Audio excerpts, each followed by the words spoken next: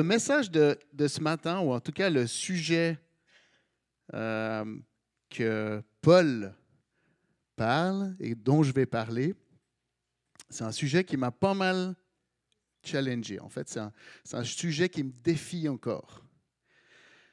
Je vous en dirai plus. Je vous lis le premier verset.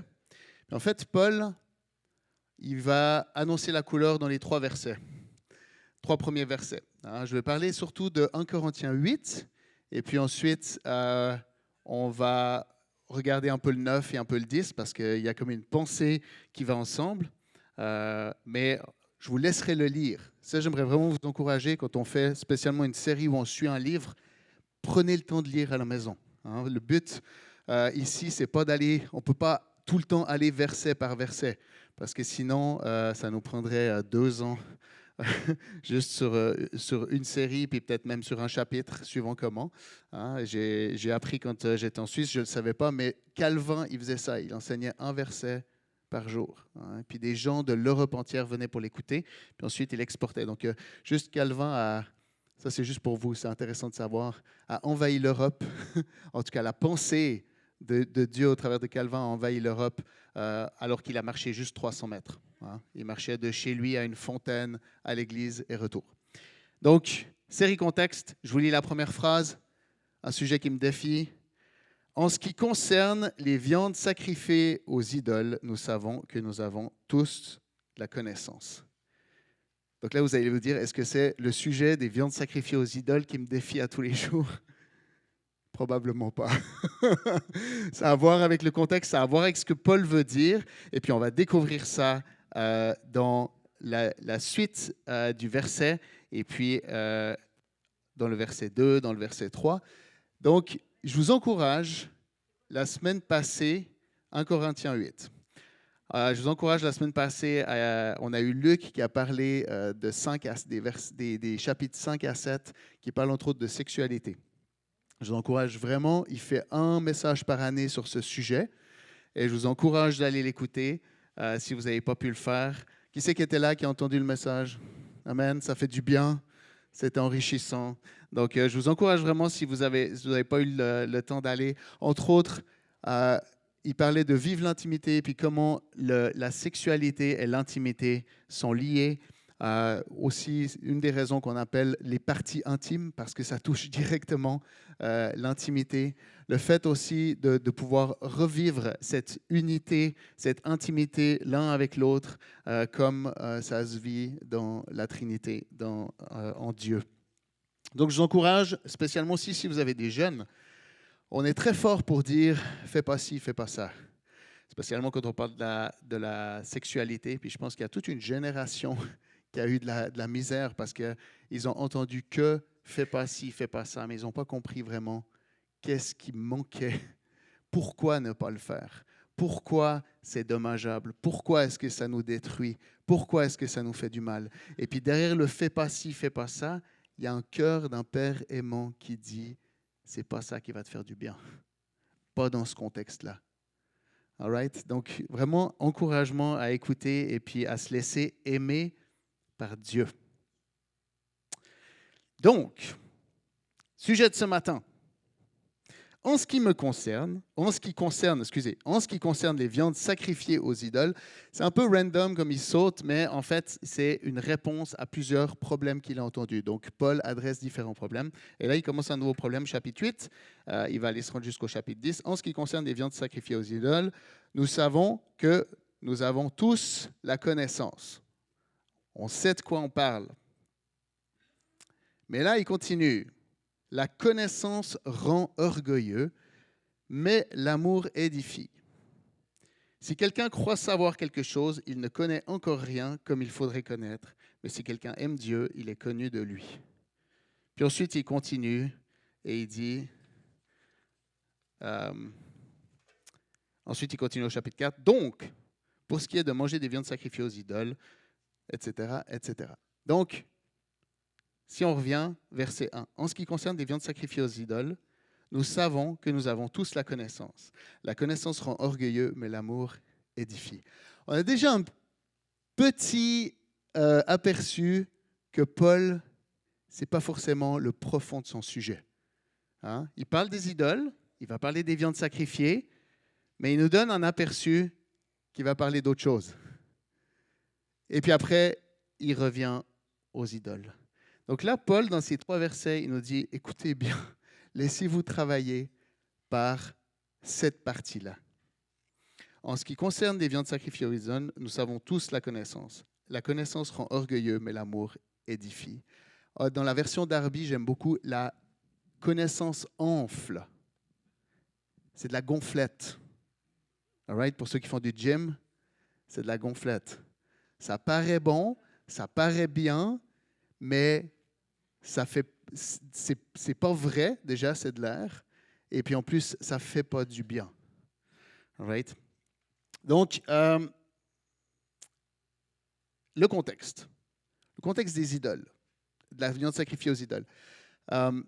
C'était pareil chez les Juifs, quand on apportait de la viande pour un sacrifice, hein, quand le peuple d'Israël était dans le désert, ils ont continué ça après. La viande qui était sacrifiée, il y a une partie qui n'était pas mangée, il y a une partie qui était donnée au sacrificateur, mais il y a une partie qui mangeait les viandes. Et une des raisons qui faisait ça, c'est que, par exemple, si tu offrais un sacrifice de réconciliation, ben, le fait de manger, tu pouvais même manger ce sacrifice avec les personnes avec qui tu avais eu un différend. Donc, c'était comme une manière de réconciliation. Donc, la viande était mangée. Pour les Grecs, c'était pareil. Ils apportaient des viandes offertes aux idoles. Là, c'était plus pour avoir des faveurs, etc. Hein. C'est l'idée toujours du cœur humain, c'est d'accéder à Dieu, nous, tout seuls, soit par des sacrifices en essayant de faire plier Dieu en notre faveur. Ça, c'est vraiment tout le contexte des religions autour du monde. Puis, spécialement, les Grecs, eux, ils voulaient accéder à Dieu. Et il y avait beaucoup encore de paganisme. Donc, il y avait les Grecs qui avaient développé, on avait vu au début des chapitres, c'était beaucoup axé sur la connaissance, puis on va le voir encore aujourd'hui. On accède à Dieu grâce à notre connaissance. Plus on connaît, plus on accède à Dieu. Ça, c'est la version grecque, hein, la position grecque.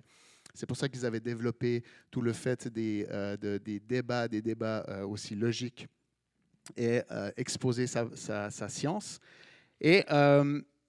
Mais il y avait aussi plusieurs, spécialement à Corinthe, on avait vu, il y avait toutes les religions qui se retrouvaient, il y avait tous les temps possibles et imaginables. Donc, il y avait plusieurs possibilités d'offrir des viandes sacrifiées aux idoles. Maintenant, comment ça se fait que les Corinthiens, qui sont des chrétiens, avaient le potentiel de manger ces viandes sacrifiées aux idoles? Il semblerait que les riches, après, eux, ils prenaient la viande, ils la mangeaient, mais que les pauvres, ce qu'ils faisaient des fois, c'est qu'ils revendaient la viande. Donc la viande qu'ils auraient sacrifiée aux idoles, ils font le sacrifice, ils reprennent le sacrifice et ils revendent la viande au marché. Donc, il y avait possibilité d'acheter de la viande pas chère ou moins chère qui avait été sacrifiée aux idoles, etc., sur le marché. Ouais, qui est super safe, exactement. Et là, on a les Corinthiens qui ont connu Dieu avec Paul, qui ont connu aussi l'autorité qu'ils avaient en Jésus, qui ont connu que Jésus était l'autorité au-dessus de toute autorité, le nom au-dessus de tout nom. Ils savaient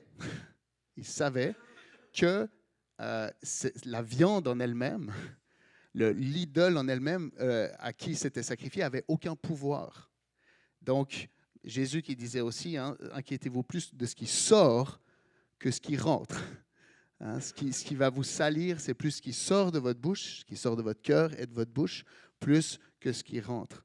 Et ils avaient cette connaissance-là.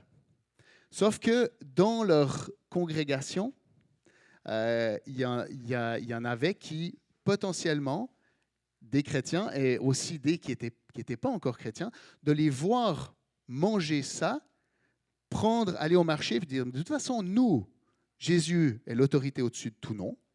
Vrai. De toute façon, qui peut être contre nous? Vrai. Celui qui est en nous est plus fort que ce qui est autour de nous? Vrai. Vrai, vrai, vrai. Donc, on risque rien. Et puis, on ne va pas laisser perdre cette viande. Mais d'autres qui, eux, bataillaient encore, soit avec le fait de savoir est-ce que c'est safe, est-ce que c'est pas safe, est-ce que mon âme va être affectée. Hein, on sort du sujet aussi avec la sexualité, l'âme affectée. Est-ce que mon âme va être affectée? Est-ce que mon esprit va être affecté? Est-ce que je risque quelque chose? Est-ce que finalement ces idoles pourraient reprendre de l'autorité sur moi? Et qui bataillent avec le fait de savoir est-ce que Jésus est plus fort? Ben, le fait d'être dans le doute en mangeant ces viandes-là, c'est ce que Paul explique, ben, ça peut être une occasion de chute pour eux. Ben, ça peut les emmener dans la crainte. Ça, c'est une partie. Mais une autre partie, carrément, ça peut les rappeler le style de vie qu'ils avaient. Et ça peut les rappeler que, ah mais oui, dans le fond, moi, c'est ce que je faisais. J'apportais aux idoles de la viande pour mon allégeance, pour faire plier les idoles dans ma direction. Puis dans le fond, tranquillement, pas vite, ton cœur, il refait allégeance à ces idoles. Et là, il parle à des Corinthiens chrétiens qui peuvent dire vrai, vrai, vrai, mais il est en train de les confronter. Il est en train de dire, même si vous avez raison, techniquement, vous n'êtes pas, c'est pas le cœur de ce que Jésus enseigne. Et on peut même voir le verset 2. Donc, la connaissance en rend orgueilleux ou enfle. J'aime beaucoup la version Darby qui dit enfle, mais l'amour édifie. Si quelqu'un croit savoir quelque chose, verset 2, il ne connaît encore rien comme il faudrait connaître. Si vous croyez savoir, il ne connaît encore rien comme il faudrait connaître. Je vous propose d'aller dans un passage des Écritures où on parle de connaître. On va aller dans Jean. Donc, 1 Jean, premier épître de Jean, chapitre 2, versets 12 à 14. Ça parle de connaître. 1 Jean 2, 12, 14. Je vous écris, petits enfants, parce que vos péchés vous sont pardonnés à cause de son nom. Je vous écris, Père, parce que vous connaissez celui qui est dès le commencement. Je vous écris, jeunes gens, parce que vous avez vaincu le mauvais. Je vous écris, petits enfants, parce que vous connaissez le Père. Je vous écris, Père, parce que vous connaissez celui qui est dès le commencement. Je vous écris, jeunes gens, parce que vous êtes forts, que la parole de Dieu demeure en vous et que vous avez vaincu le mauvais. Donc, on va parler de c'est quoi connaître Dieu. Et là, Paul, il est en train de parler de connaissance, mais il est aussi en train de parler de c'est quoi la plus haute valeur, c'est quoi la plus grande valeur. Et dans la connaissance, je vous écris petits enfants. Moi, je l'ai utilisé souvent ce verset, et c'est possible de l'utiliser au niveau des âges. Okay? Les enfants peuvent connaître le Père. Hein? Un enfant, il a connu son Père biologique, donc on peut parler de Dieu le Père, de Dieu qui aime un enfant.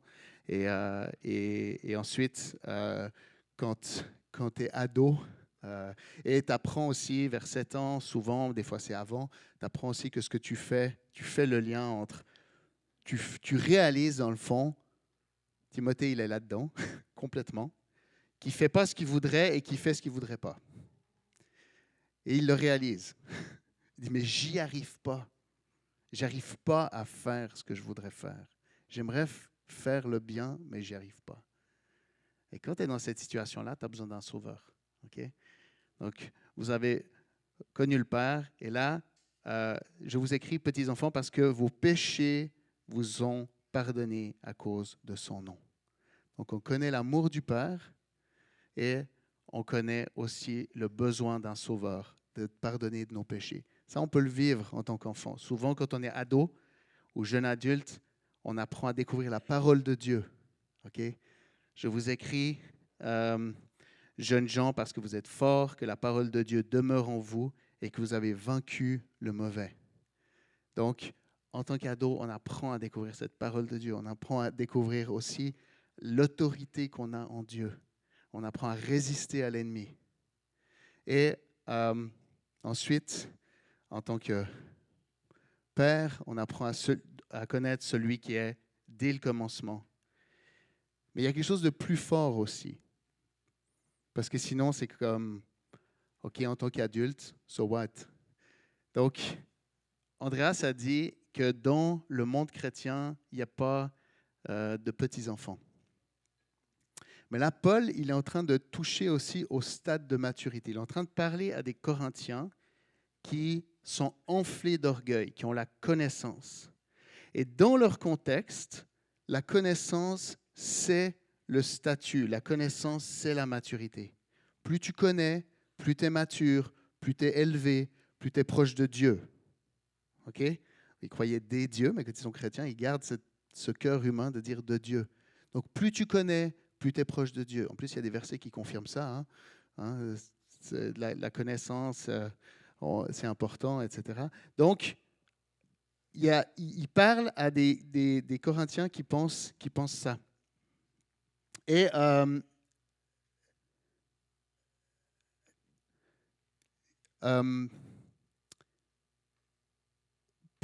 Jean, excusez-moi, Jean, il s'adresse aussi...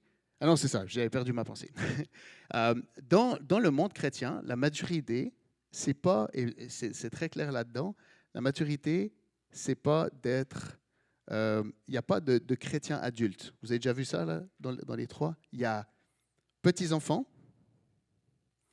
il y a jeunes adultes, puis après, il n'y a pas adulte parvenu. C'est quoi le troisième? C'est je vous écris père, mère. All right? Il aurait très bien pu écrire mère, père. Je vous écris. Donc, ce texte, il s'adresse à des chrétiens.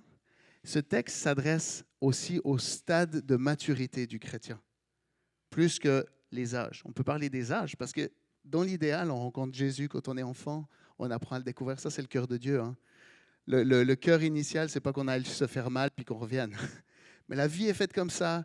Et puis, c'est beau comment Dieu nous rattrape, comment Dieu il lit son histoire à notre histoire puis qu'il nous ramène.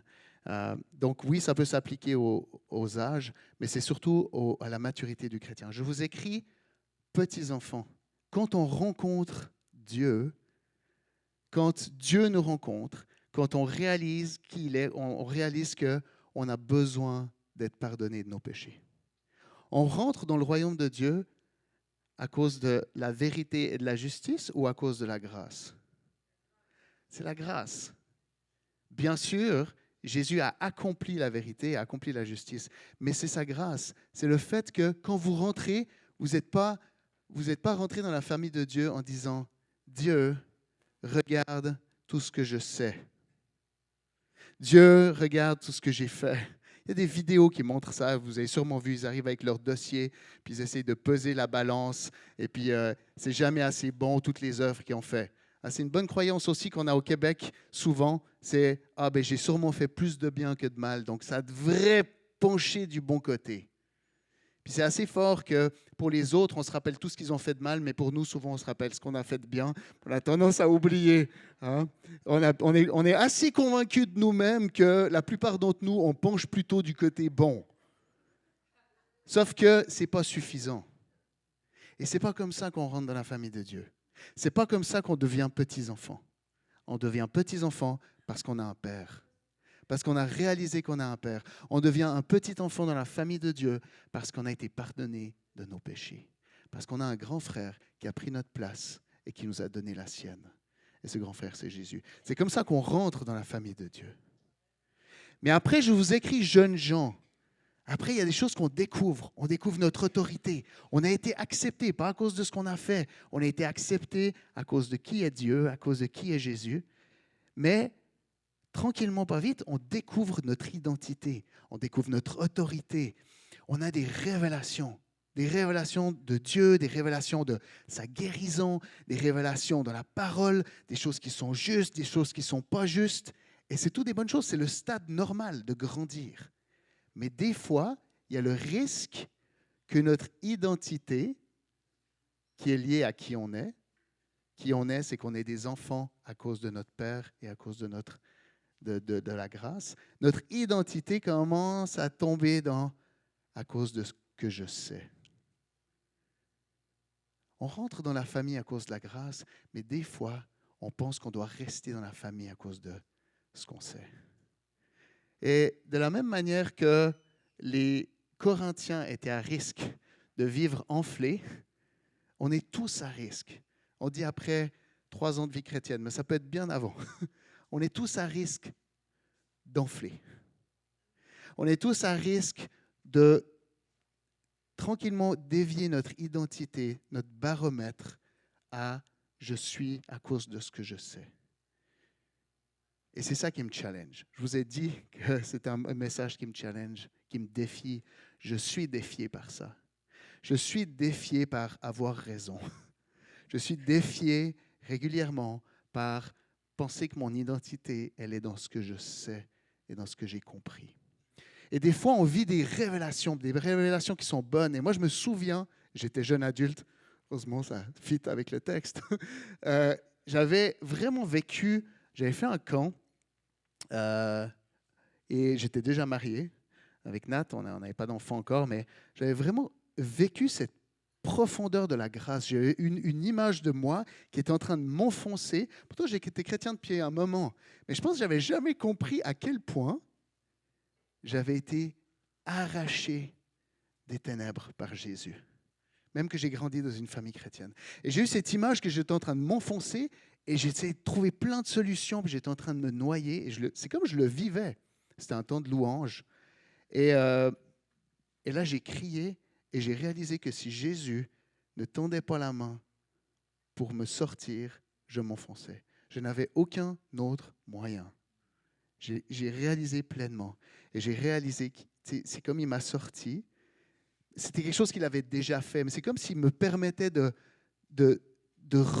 comprendre ça plus profondément. Il n'y avait rien que je pouvais faire pour être pris, arraché par Jésus et amené dans la famille. Et j'ai revécu ce moment et j'ai été sorti et tout. Et là, c'est vraiment découvrir cette grâce, puis cette liberté que ça amène. Puis j'étais comme, waouh, dans le fond, c'est pas à cause de moi, c'est à cause de Jésus. Puis c'est profond. On a besoin de cette révélation de la grâce. J'ai aussi une révélation de l'amour du Père. C'est des choses qu'on a besoin encore et encore et encore. On rentre à l'église. Dimanche matin, c'était un des anciens qui prêchait. Et il a fait un super prêche. Mais moi qui avais vécu la grâce et qui avait mis le mot grâce sur ce que j'avais vécu, je trouvais qu'il n'avait pas assez parlé de la grâce. Fait que là, je suis allé à la fin du message, ce que je fais jamais d'habitude. C'était pas Laurent qui prêchait cette fois-là, c'était quelqu'un d'autre, parce que Laurent était mon pasteur quand on est en Suisse. Et je lui ai dit, t'as pas assez parlé de la grâce. Mais je l'ai dit comme un jeune adulte. T'aurais pu parler plus de la grâce. Donc, vous voyez à quel point mon identité, alors que je venais de réaliser profondément que c'est par la grâce que j'ai été sauvé, vous voyez à quel point ça bataillait, puis je trouvais qu'il ne parlait pas assez de la grâce, qu'il n'avait pas assez raison, puis que moi... Donc, j'étais vraiment, vraiment là-dedans. C'est pour vous montrer à quel point, des fois, on a des révélations, puis Dieu veut qu'on ait ces révélations, parce qu'il veut qu'on grandisse, il veut qu'on connaisse la parole, qu'on devienne fort, qu'on résiste aux malins, qu'on résiste aux pensées de l'ennemi qui viennent nous dévaloriser, qui viennent nous dire ci ou ça sur notre identité. Il veut qu'on soit ferme. Mais on a le risque de s'enfler et on a le risque de déplacer notre identité dans ce qu'on sait, plutôt que dans le fait que le Fils de Dieu a pris notre place et qui nous a accueillis dans sa famille. Amen. Donc, je sais que j'ai réalisé, et ça me fait rire parce que ça me parle encore. C'était il y a 22 ans ou 23 ans, la moitié de ma vie, que sur le thème de la grâce, j'ai été encore capable de dire à quelqu'un de ne pas lui faire grâce et de dire à quelqu'un, tu n'as pas assez parlé de la grâce. Boum. Donc, je suis allé sur la justice et le terrain d'avoir raison pour lui dire qu'il n'en faisait pas assez. Lincoln était connu pour être un des personnes les plus intelligentes de son âge. Je n'avais pas les tests QI comme ça, mais on estime qu'il avait un QI de 150 à peu près, qui est beaucoup. Un QI, quotient intellectuel. Mais il n'y avait pas les tests, là, mais on estime qu'il était vraiment bright là, pour sa génération. Très fort dans les débats, dans le fond. Très fort pour affirmer ses idées, très fort pour affirmer qu'il avait raison, pour aller au bout de son point, puis finalement faire plier ses adversaires. Mais plusieurs fois, c'est reporté, c'est connu qu'il n'a pas prouvé à son interlocuteur qu'il avait tort alors qu'il était en public. Il ne l'a pas humilié. Et ça lui a été demandé, mais pourquoi vous avez laissé faire? Pourquoi vous n'avez pas prouvé que vous aviez raison à ce moment-là? Pourquoi vous avez juste laissé faire? Et puis lui, il a dit, mais parce que ça n'aurait rien amené à la relation. Ça n'aurait rien amené même à ce qu'on est en train d'essayer de faire. Son cœur, c'était de rassembler. Son cœur, oui, bien sûr, c'était la vérité, entre autres par rapport à l'esclavage, mais c'était de rassembler, c'était de réunir, et puis c'était d'aller chercher le cœur. Et il y a des moments que d'affirmer qu'on a raison, c'est pas le temps. Et c'est vraiment exactement ce qu'est en train de dire Paul. Il est en train de dire, vous avez raison. Sauf que ce n'est pas le but suprême. La maturité, ce que j'espère pour vous, ce que je vous pousse à viser, ce n'est pas ça, c'est plus que ça. Vous avez raison, mais je vous pousse à plus. Je vous pousse à aller chercher le cœur de l'autre. Je vous pousse à aller aimer, je vous pousse à aller chercher le cœur de l'autre.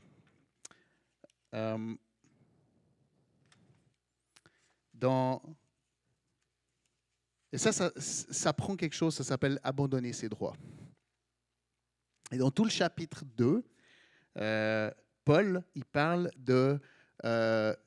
du fait qu'il aurait pu demander de l'argent pour ce qu'il fait. Qu'il ne demandait pas d'argent, qu'il se débrouillait, mais qu'en fait, il aurait le droit de demander de l'argent. Et c'est vraiment intéressant. Et il n'est pas en train de dire, on peut très bien lire puis dire, en fait, il ne faudrait jamais demander d'argent pour prêcher l'évangile ou etc. En fait, il n'est pas du tout en train de dire ça. Il dit, j'aurais le droit, mais parce que je ne voulais pas être un frein pour vous, je ne voulais pas être une échappatoire ou une pierre d'achoppement pour qui que ce soit, donc j'ai choisi que non. On a choisi de rien recevoir. Et c'est vraiment intéressant. Il parle vraiment des droits. Il explique à quel point il a droit. Puis c'est typiquement le genre de verset de Paul hors contexte. On peut dire, ah, Paul, il est orgueilleux. Puis en plus, il dit, je ne veux pas être orgueilleux, mais... Fait que tu dis, waouh, Paul est orgueilleux, mais non. Paul est vraiment en train de dire, j'avais le droit, j'aurais le droit, mais je choisis de renoncer. Puis ce n'est pas pour de la flatterie. Il explique que pour eux, c'est la question des idoles, de la viande. Lui, ce n'est pas un problème pour lui. Mais il dit, lui, il a choisi de renoncer à ce qu'il avait droit. Jésus, est-ce qu'il a renoncé à ce qu'il avait droit? Jésus, si vous vous rappelez, Luc nous a parlé aussi de l'humain dans le jardin ça ne lui suffisait pas d'être comme Dieu, à l'image de Dieu. Il voulait être au-dessus, il voulait être l'égal de Dieu. Et Luc nous a dit que c'est pas long quand tu veux être l'égal que tu veux être supérieur. C'est la même pensée, all right? Donc, l'égal de Dieu pour pouvoir le combattre. Jésus, il vivait pas ça. Jésus, il était l'égal de Dieu. Et dans Philippiens, dans le chapitre 2, je vous lis. Que votre attitude, donc Philippiens 2, verset 5, que votre attitude soit identique à celle de Jésus-Christ. Lui qui est de condition divine, il n'a pas regardé son égalité avec Dieu comme un butin à préserver, mais il s'est dépouillé lui-même en prenant une condition de serviteur, en devenant semblable aux êtres humains, reconnu comme un simple homme. Il s'est humilié lui-même en faisant preuve d'obéissance jusqu'à la mort, même la mort à la croix. L'histoire du christianisme, c'est pas d'obtenir des droits, c'est de renoncer à ces droits. Jésus avait des droits auxquels il a renoncé. Quand on devient chrétien, on découvre une liberté. On découvre des choses sur nous. Mais la liberté qu'on reçoit, ce n'est pas pour pouvoir se faire une place et se servir soi-même, c'est pour pouvoir la laisser pour servir d'autres. C'est pour ça qu'on a été rendu libre. On dit, je ne suis plus esclave de la peur. On n'est pas libéré de la peur pour juste se sentir bien. On ne vit pas notre liberté de l'esclavage juste pour être bien, mais c'est pour pouvoir être libre pour servir d'autres. Et c'est ça ce que Paul pousse. Il dit, oui, vous avez compris. Oui, vous avez été libérés. Oui, vous avez cette connaissance.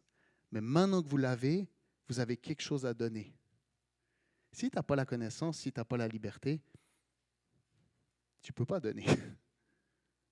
Mais quand tu as reçu, quand tu réalises qui tu es, là, il y a des choses que tu peux abandonner. Quand tu sais que tu as raison, dans un argument, c'est un challenge. Mais on va voir qu'est-ce qui fait que des fois, on arrive à faire pencher la balance dans le sens d'abandonner ses droits, de renoncer à ses droits et puis de servir les autres. Donc, Jésus, qui lui avait l'égalité avec Dieu, il a choisi de renoncer à ça. Et c'est vraiment ça, c'est le chemin de la vie chrétienne. C'est pour ça que de penser un tant soit peu qu'on est meilleur que d'autres parce qu'on a des révélations, on est à risque d'enfler pleinement. Et mes amis, on est à risque. Surtout quand il y a un monde sans berger autour de nous, qui sont aveugles et on dit, mais c'est parce qu'ils ne savent pas. Et on pourrait avoir tendance à juger. Et il y a un endroit, pour moi en tout cas, qui est vraiment mon endroit de test. Pourtant, j'ai fait le test il y a 25 ans, mais régulièrement encore, je vis des tests. Et régulièrement, j'échoue. Donc, qu'est-ce que j'ai fait comme test il y a 25 ans? C'est le test de la conduite. Et s'il y a un endroit que tu peux regarder, tu peux checker pour savoir si tu as besoin d'avoir raison ou si tu es prêt à abandonner tes droits, pour moi en tout cas, c'est là. C'est sur la route. Et régulièrement, je réalise à quel point je ne suis encore pas rendu un père. Je ne suis encore pas rendu au dernier stade de maturité. Je suis encore un jeune adulte. Et il est là. Je suis encore un jeune adulte. Et le dernier stade de maturité, je voulais terminer avec ça pour Jean, le fait d'être père. Qu'est-ce que ça veut dire être père? Et vous avez vu, c'est beau parce que ça parle de petits-enfants, vous avez connu le père. OK? Jeunes gens, vous avez connu, vous avez été fort. Et je vous écris, vous avez vaincu le mauvais. Je vous écris jeunes gens parce que vous avez vaincu le mauvais. Vous avez eu des révélations, vous avez vaincu le mauvais. Puis après, il revient au Père et il dit, je vous écris Père parce que vous avez connu celui qui a dès le commencement. C'est qui celui qui a dès le commencement? C'est Dieu, c'est le Père. C'est celui qui a donné sa vie, qui a donné son Fils, qui a tout donné pour nous. Être Père, c'est le stade de maturité dans la vie chrétienne, c'est d'engendrer, d'avoir des nouveaux chrétiens pour qui on donne notre vie. Physiologiquement, c'est ça, hein, quand on a des enfants, on veut que les enfants aillent plus loin. On donne notre vie pour les enfants. Puis donner notre vie, ce n'est pas forcément mourir. Ça peut être vivre pour eux. Des fois, c'est plus difficile de vivre que de mourir. All right? Mais on a tous cette opportunité d'être des parents. des pères et des mères spirituels dans le corps de Christ. Et c'est le but. Et être un père ou une mère spirituelle, c'est pas glamour, puis d'être au-dessus du monde, d'avoir les meilleures places, ok, de se faire réserver des petits sièges à quelque part et tout. Hein? C'est pas ça. Jésus l'adresse très clairement. Mais c'est de donner sa vie pour d'autres. Et c'est ça le stade de maturité. C'est d'utiliser cette liberté que tu as acquis en tant que jeune adulte, d'utiliser cette connaissance que tu as reçue pour servir d'autres, pour libérer d'autres. Donc, c'est ça la maturité à laquelle Paul il veut vraiment encourager. Donc, sur la route, je ne sais pas si la vidéo, on la voit. Il y a un gars qui me challenge beaucoup. Donc, le sujet me défie. Lui, là, ce monsieur, et il est là, il me défie. Donc, la vidéo ne va pas marcher, mais je vous fais un petit dessin. Je vous encourage à aller regarder si vous avez Instagram. Il s'appelle Kenny Kiyu, en tout cas. Là, on voit un semi-remorque. Et puis, pardonnez-moi pour ceux qui conduisent des semi-remorques, mais on voit en fait le compteur du semi-remorque. Le semi-remorque avance et c'est lui qui est dans la voie, donc il a le droit d'être où il est. Et puis, il y a un pick-up qui veut forcer le passage. Et on voit que... Et puis ensuite, il y a un accident. Alors, ça n'a pas l'air d'être mortel, mais si on veut, le semi est là, le pick-up se fait ramasser parce qu'il fait une queue de poisson au semi. Et le semi, puis finalement, il se retrouve embouti dans l'autre semi-remorque, parce que si vous avez vu au fond à droite, il y a un autre semi-remorque. Donc, accident. Accident qui aurait pu être évité. Le semi-remorque a 100% des droits. Il n'y a pas photo. Sauf qu'on voit sur ses kilomètres-heure qu'il n'y a même pas de volonté de freiner. On sait qu'un semi-remorque, ça prend 1 kilomètre pour freiner. Hein. On n'est pas en train de dire ça. Mais il n'y a même pas un désir de lever les gaz. Il reste à plein gaz, on le voit, pour, dans le fond, faire justice, en se disant, le semi, il va comprendre la loi du plus fort, puis c'est lui qui va peser sur les breaks.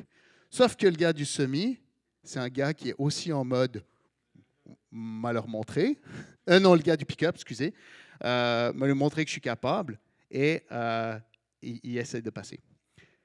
Là où ça me parle, c'est que moi, j'aurais tendance à être qui c'est qui a raison, qui c'est qui n'a pas raison. En fait, ce qui me parle, c'est que c'est un accident qui aurait pu être évité.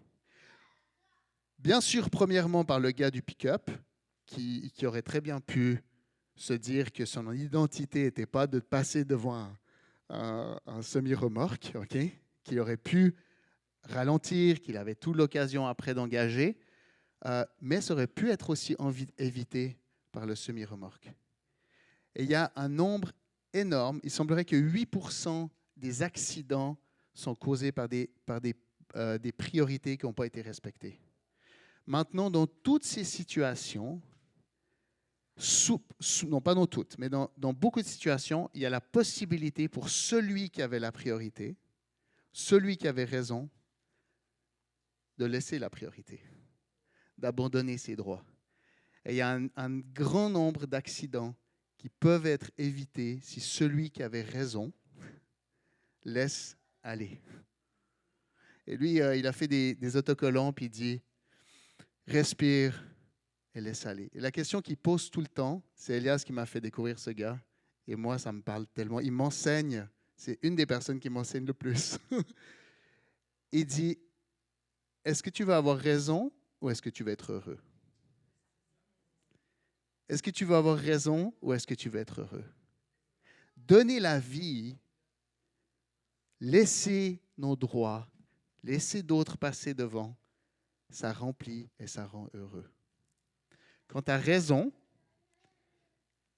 quand tu gagnes un argument, mais qui n'est pas pour aller... C'est pas mauvais de gagner un argument. Si le but d'un débat, c'est d'aller plus loin. Je me rappelle, il y avait un jeune avec qui j'aimais avoir des débats, et puis notre but, c'était que la pensée grandisse, qu'on aille plus loin, qu'on expose nos idées, il y a une place pour ça.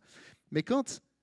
Moi, je l'ai vécu plus d'une fois. Je gagne un argument face à Nathalie, puis soit elle se tait, parce que c'est rare qu'elle dise « t'as raison », mais tu sais, c'est comme, ça veut dire tu as raison.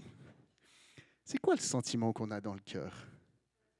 Une demi-seconde de satisfaction. Mais qu'est-ce qui vient juste après? Une espèce de vide, un froid. Vous êtes d'accord? Quand on a raison, quand on a... Il y a une espèce de yes! Puis après, tu es comme...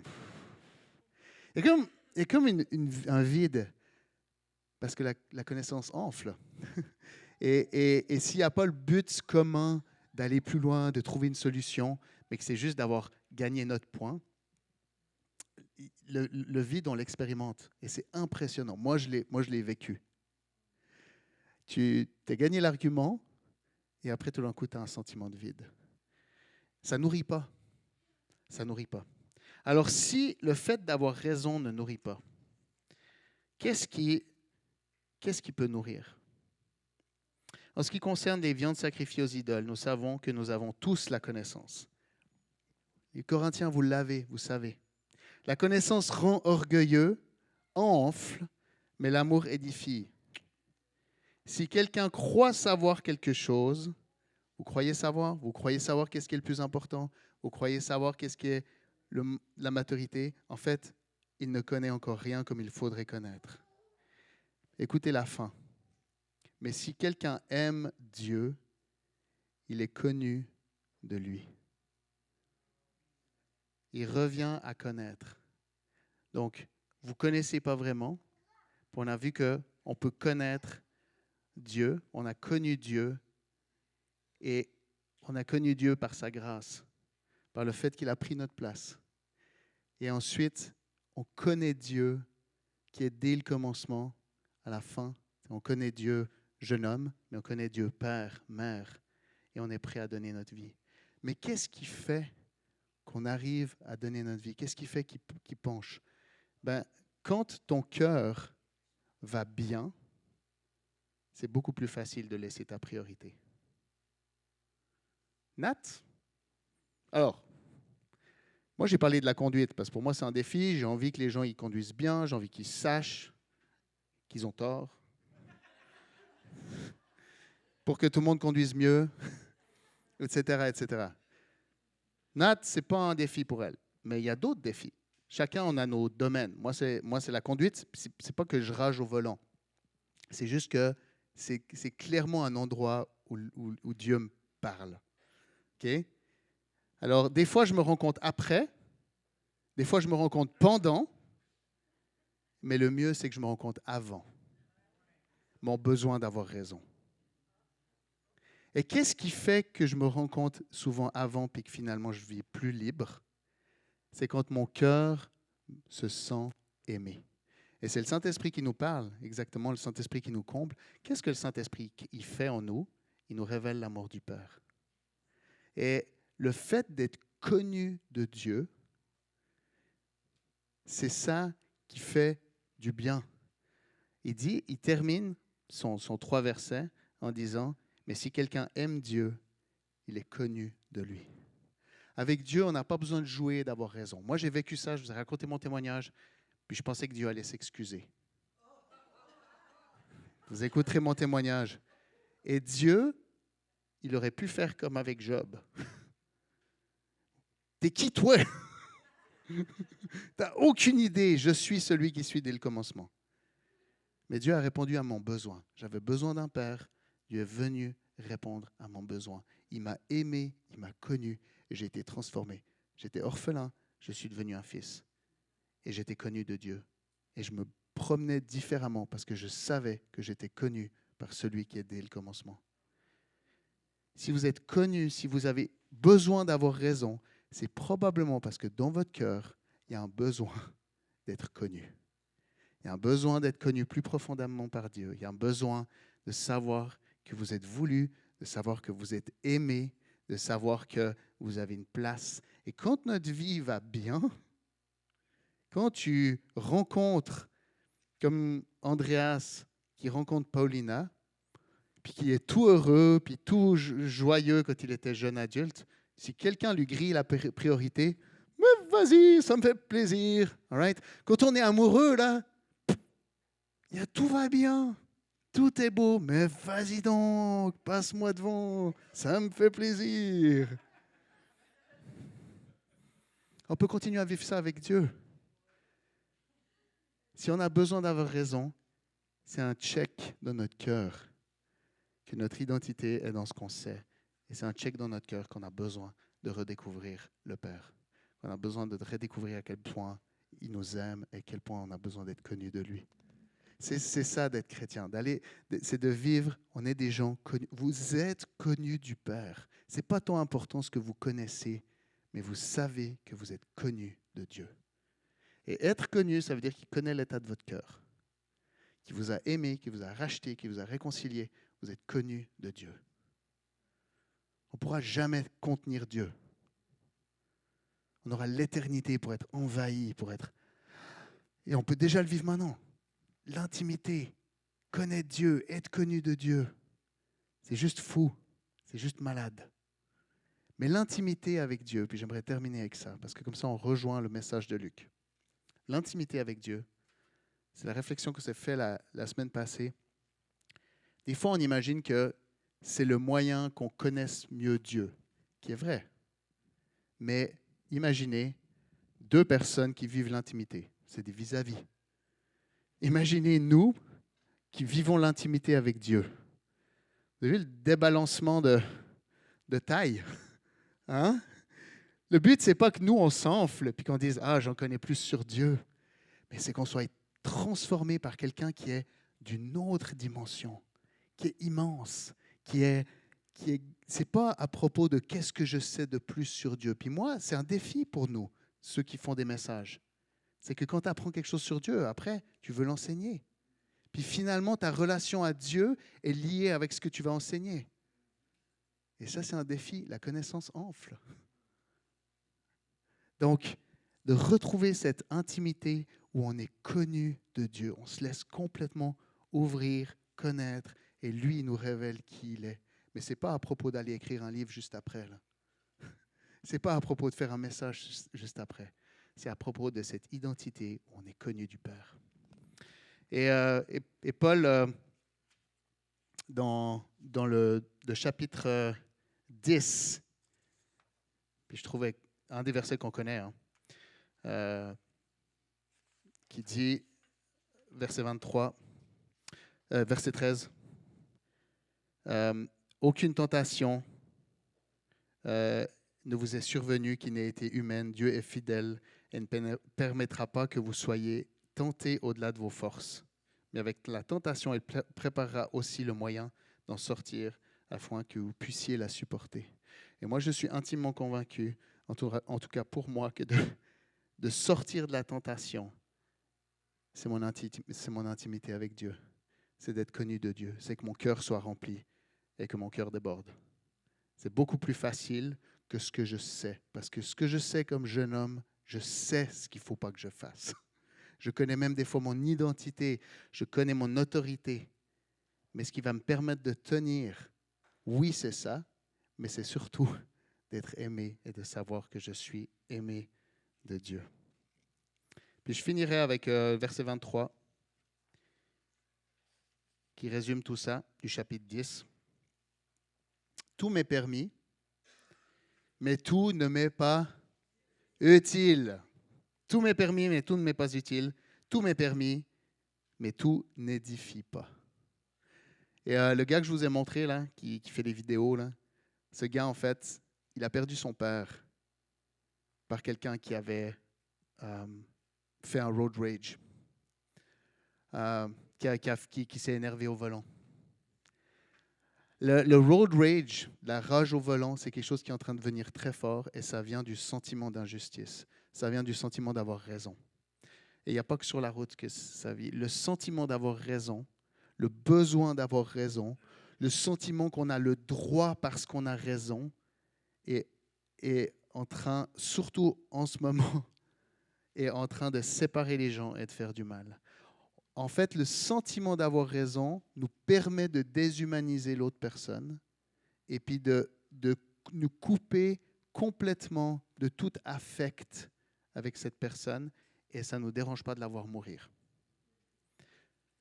Si on poursuit dans nos cœurs le fait d'avoir raison comme notre identité, ça nous coupera des gens, tranquillement pas vite, et on pourra les voir mourir devant nos yeux sans sentir ce besoin d'aller les chercher. Et c'est ça l'idée que l'ennemi a de nous drifter, de nous éloigner tranquillement. Donc tout m'est permis, mais tout ne m'est pas utile. Donc ce monsieur, c'est une des phrases qu'il répète souvent là. Et moi, ça m'a beaucoup parlé. Je ne sais pas quel est votre domaine de défi. Moi, la route, ça va, mais c'est mon test. Je peux savoir si mon cœur est rempli ou pas. Je ne connais pas vous, c'est peut-être dans vos relations au travail. Il y a tous des endroits. Est-ce que c'est où que ça se passe, mon test? Puis dans ces moments-là, demandez à Dieu, j'ai besoin d'être connu à nouveau. J'ai besoin d'être aimé à nouveau. De le réaliser. Amen. Je vois que les enfants ne sont pas encore descendus, mais je vais simplement prier. Puis, Papa, merci pour ton amour. Merci parce que tu nous connais. Merci parce qu'on est tes enfants. Seigneur, on veut vivre encore et encore le fait qu'on est tes enfants à cause de toi. De la même manière que des parents engendrent un enfant, toi, tu nous as engendrés, et puis ça n'a rien à voir avec nous. Ce n'est pas à cause de ce qu'on connaît qu'on est devenus des enfants, c'est à cause de qui tu es. Et Seigneur, on le reconnaît. Et Seigneur, que notre fierté soit dans qui tu es, dans notre Sauveur, dans toi, et pas dans ce qu'on sait. Seigneur, merci pour ta révélation. Saint-Esprit, merci pour ta révélation. Mais continue de nous révéler notre identité, qui on est, mais qu'on puisse utiliser cette liberté pour pouvoir servir d'autres. Seigneur, merci pour les pères, les mères qui sont dans cette Église. Merci pour les jeunes enfants. Merci pour les jeunes adultes. Seigneur, on aspire à tous devenir des mères et des pères et à donner notre vie pour les autres. Seigneur, continue de pousser nos cœurs les uns envers les autres. Seigneur Jésus. Mais merci parce que tu ne nous utilises pas, mais tu nous remplis pour qu'on déborde. Alors Seigneur, on a besoin que tu nous remplisses. On a besoin de reconnaître à nouveau qu'on est connu par toi.